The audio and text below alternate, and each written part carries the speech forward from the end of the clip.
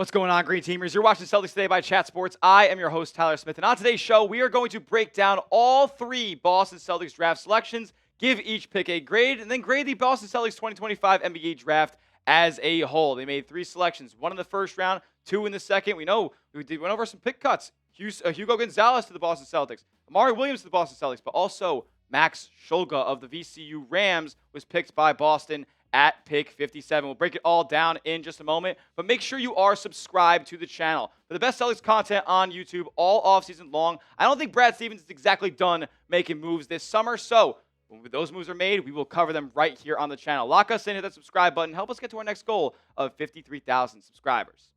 All right, with the number 28 overall pick in the 2025 NBA draft, the Boston Celtics drafted Hugo Gonzalez, a wing out of Madrid. And a lot of Celtics fans, upon the selection made here, were not exactly giddy about this pick heading in. But I really do believe that Hugo Gonzalez is one of the more slept-on players in the 2025 NBA draft. Yet Jonathan Givony, way back when he did a way too early mock draft in January 2024, had him mocked as a top 5 pick in the draft. He comes in at 6'6", solid size, decent enough athlete as well, can get above the rim and sky above defenders for offensive rebounds, 19 years old, and I think he's going to be a solid connecting piece for the Boston Celtics. He's not going to wow you with his outside shot or scoring ability just yet, but he does all the little things that make you a lot of money in the NBA. Look at what Derek White has done. Obviously, he's a 40% three-point shooter, but the little things are what makes him as valuable of a piece as he is for this team. And I think Hugo fits that bill as well. He's a standout defender who plays with intensity and intellect, a very high IQ basketball player.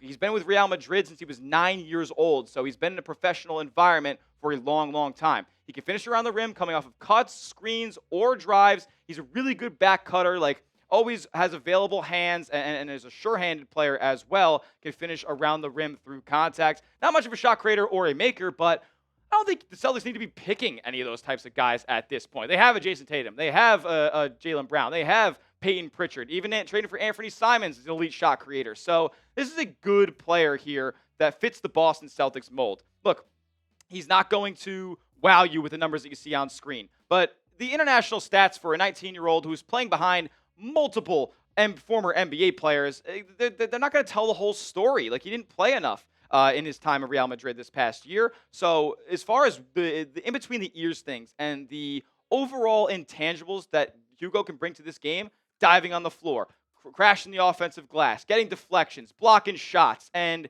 just being a connector on offense, a great thing that he does is when the floor gets clogged up on one side, he has the awareness spatially to find another spot on the court for it to move his body to, which opens up the rest of the floor for the rest of his teammates. Really high basketball IQ player, and I think could really surprise a lot of people down the line with the Boston Celtics. So Hugo Gonzalez at pick 28 for Boston. Kevin O'Connor had this little write-up about him. Gonzalez is a high-motor wing with great defensive tools and a slashing style on offense. If his jumper and handle develop, he could be a versatile two-way starter, but he barely even played off of the bench overseas. And I don't expect him to jump into this Boston Celtics lineup immediately this next season, but down the line, as he develops, I think he's going to be a really, really solid NBA player on a lot of winning teams. I think that's going to be his role. Just a gamer, winner, make the little plays in between, and that's going to make him a lot of money in this league. What do you guys think? Grade the pick of Hugo Gonzalez. A, B, C, D, or F down in the comment section. I know Celtics fans were divided, maybe more so on the side of this pick stinks. Brad, what are you doing?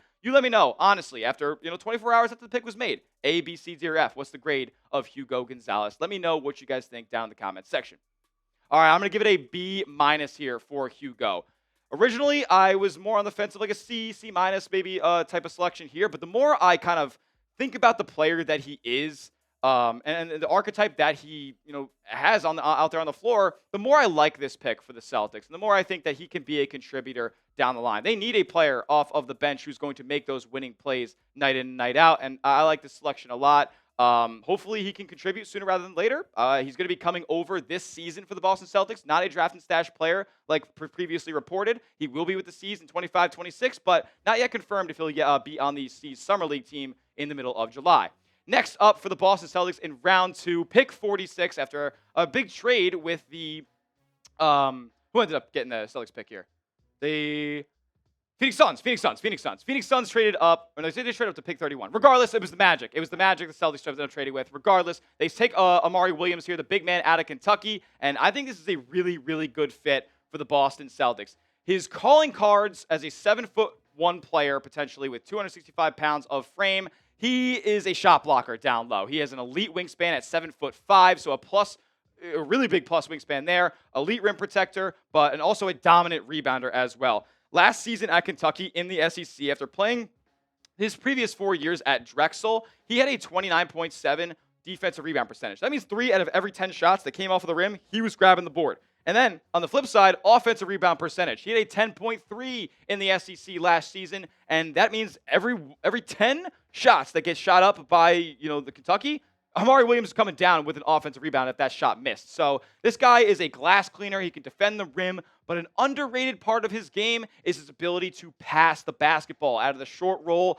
the high post. One of the more underrated passing bigs in this draft, and Mike Zarin, Celtics assistant GM, was very vocal about that in the post-draft press conference, talking about Amari Williams as somebody who could fill that role potentially as a Luke Cornett kind of type player who can pass the ball out of the short roll, hit the open man in the corner, and potentially even be somebody who could run on the open floor for Boston. Rolly's scouting report says that he uses physical tools to his advantage as an elite rebounder and blocker, a solid passer for his physical profile, is unlikely to offer much as a scorer even on the interior. Like, he's not going to be much of a post-up guy, really just a lob threat and kind of just clean-up guy, offensive rebound putbacks. Like, that's going to be where he kind of makes his money in the scoring department. Not going to be a creator, but honestly can move really well in the open floor, and I think that's going to work well for a Boston Celtics team that probably wants to run and gun, and we know the Celtics like to have bigs that have high IQs and have the ability to pass the basketball. And I want to temper expectations a little bit. Like, obviously, pick 46 overall isn't going to be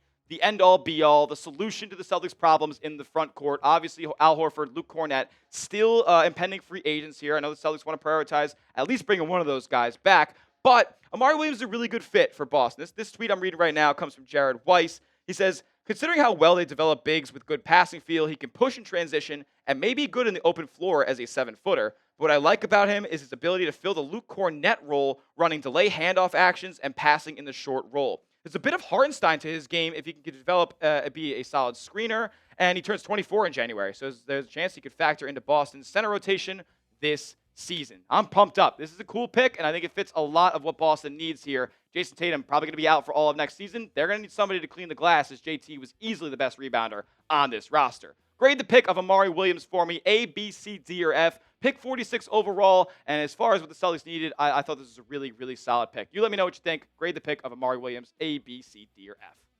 I'm giving this one an A-, man, and that's tough to do in the second round. And look, there are some aspects of Amari Williams' game that are not the most glamorous. Like, he's not a good scorer. He's not going to be a floor spacer by any means. But he's going to make the right plays when he's asked to. He is a high IQ and very sound passer, spent 5 years in college. So he's going to be a guy who I think could contribute fairly right away, but probably expect him to compete with Neemias Queta for the backup center role, given whoever ends up getting re-signed or brought in by the Boston Celtics in free agency here to be the starting center to start the 25-26 season. Before we get to our last pick here at 57 overall, got to let you guys know about the Celtics draft hats that we have at this link right here, chatsports.com/2025 draft hats. You can get the full Kelly green one, or you can get the white hat with the green bill right here, this link, chatsports.com/2025 draft hats. I don't usually speak highly on NBA draft hats. They're usually pretty ugly. This year, they kind of knocked it out of the park. It doesn't even say NBA draft anywhere on there, so you can wear this hat 3, 6, 5, 2, 4, 7. No problem, looking fresh in some Celtics gear. Get yours today. This link right here, chatsports.com/2025 draft hats. I put that link in the comment section and description of today's video to make it easy for you guys.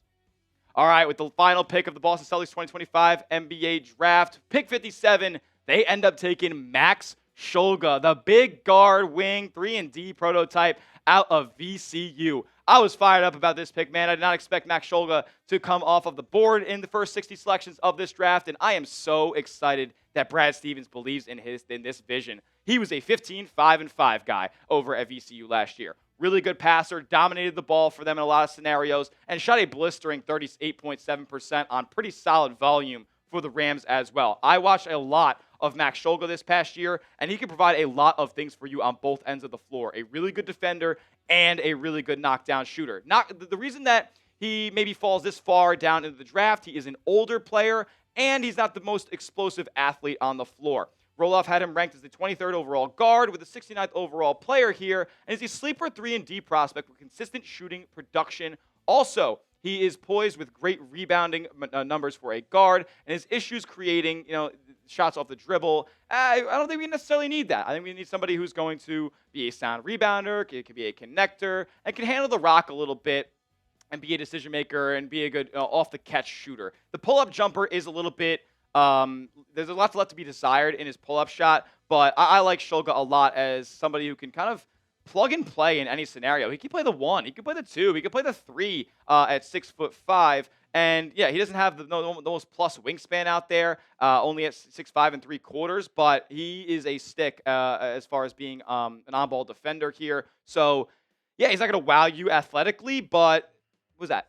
33 of 53 from long range. It's not terrible. Could be a little bit better from those NBA Combine numbers. But we watched this guy in college. I watched him probably at least 5, 6, 7 games this past season. So I'm a believer in Max Shulga. Again, though, it's the 57th overall pick, so I'm not going to put too much stock into him being an immediate contributor for Boston. But if he was, and that would be a great problem to have if he was NBA ready and the Celtics had confidence in his ability to get out there on the floor pretty much day one. He will be on the Summer League team, so I'm very, very pumped up to watch the Celtics Summer League squad come the middle of July. And Shulga is probably going to be a big focal point on that roster. 6'4", but he plays bigger than that, and he plays with a lot of IQ. He is from Ukraine originally. He's 22 years old. And look, man, the Celtics took a couple of players in the second round that project to be instant contributors and guys who can provide a role in this league without a lot of development. I like Amari Williams. I like Max Shulga a lot. What do you guys think? Grade this pick, 57 overall, Max Shulga, A, B, C, D, or left. You let me know what you think in the comment section about the Celtics' final pick of 2025.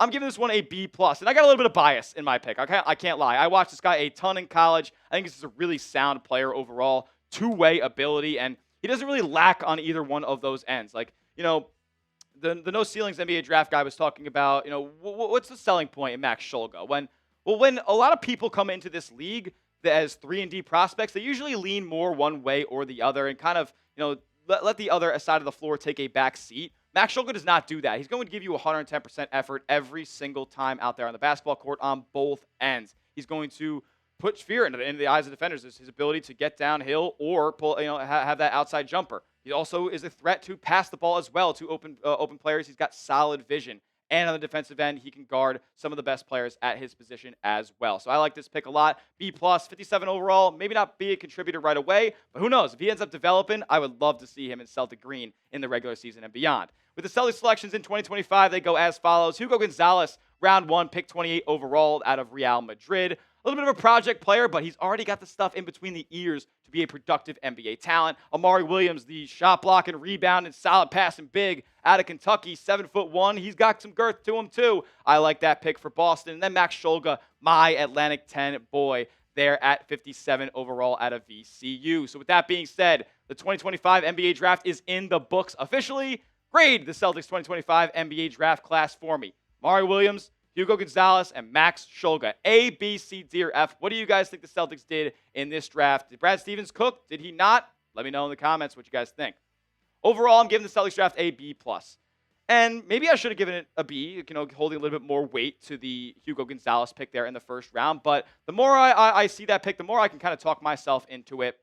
And, the Celtics had a little bit of an identity with this draft, in my opinion. They took guys who make winning plays, and they took guys with, real fits on their roster. Amari Williams, good passing big, and they fill a need there on the offensive and defensive glass. Max Shulga, do-it-all, knockdown shooter, and can provide a lot of different skill sets to his game. So kind of a 5-tool player there. 57th overall, though, so he's going to contribute that much. And then Hugo Gonzalez makes the winning plays in between. Diving on the floor, offensive boards, deflections, all that good stuff that you need to get in the win column in the NBA. So I like this draft a lot for Boston. As it all fleshed out, Brad, you've done a great job, and you made an awesome trade there, trading 1 second-round pick to get 4 total. Masterclass by Brad Stevens. He continues to be a wizard. That will do it for today's edition of Boston Celtics Today by Chat Sports. Make sure you are subscribed to the channel because we're continuing to bring you guys off-season content all summer long. Free agency, we're going to be live for that. If a trade goes down again, we're going to bring you guys a video immediately. So lock us in, hit that subscribe button. We'll see you guys on the next one. And as always, let's go C's.